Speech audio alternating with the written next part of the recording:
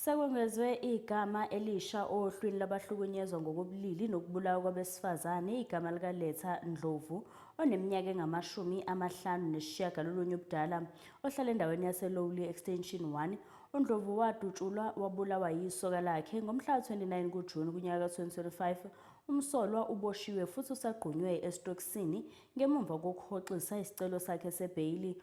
Umndeni oshonelwe udlulisa ubunzima bawo ekubhekaneni nale nhlekelele, ubeke ithemba lawo ohlelweni lwezobulungiswa ukuthi lifeze indima yalo.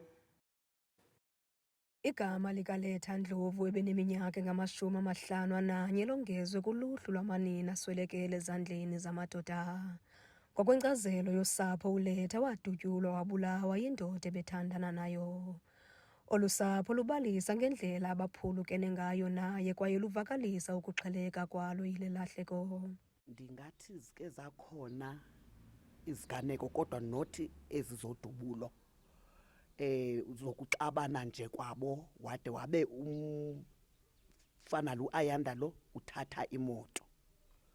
Yafika ke lo report kuthi kwacaba ukhona okhoyo wefamily apha, samthuma ukuthi makahamba ayothatha imoto kaLetta kulo Ayanda, wayifumana ke.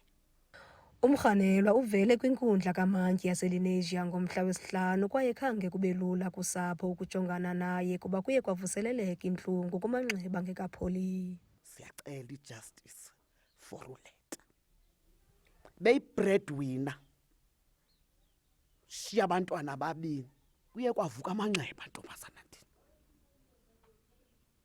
Kuye kwavuka amanxeba. Uba bekusithiwa umuntu uyavumeleka pha eLukhuzeni azenzele into ayithandayo, hayi enzofela kuye. Uba ahlala athandane nomntana wethu for 8 years kanti uyazi bummithi ukuthi ngelinye ilanga uzomsusa kulo mhlaba ngokwentando yakhe. Usihlalo wengingqi we-Action SA ulahlele ngamagama angqongqo kwinkqubo yobulungisa esithi iyaqhubeka ukwenzela phantsi amaxhoba nokungaqinisi isandla kubarhanelwa. I feel ukuthi justice system yethu is very much lenient. People are comfortable with doing things. He's comfortable because of into yokuqala, if he shot someone, umuntu o end up ku-ICU, which is an attempted murder case that is ongoing, Ayanda. That could have been prevented for the next person to die. This person is comfortable. To the extent ukuthi they know if it didn't get to ukuthi abulalo uLetta, bekaziwazi ukuthi amapolisa ayangifuna bekengeze yenze the next victim. But because of amapolisa were not there, this is why he became comfortable with killing the next person. It's the very same gun that he was using. I feel ukuthi nama-charges wakhe lawa ayi-4 akawathole e-court, I feel ukuthi they're not enough for him because this is killing umuntu in brutality. And from our police, we don't want reactive. We don't want them to be reactive. We want them to be proactive.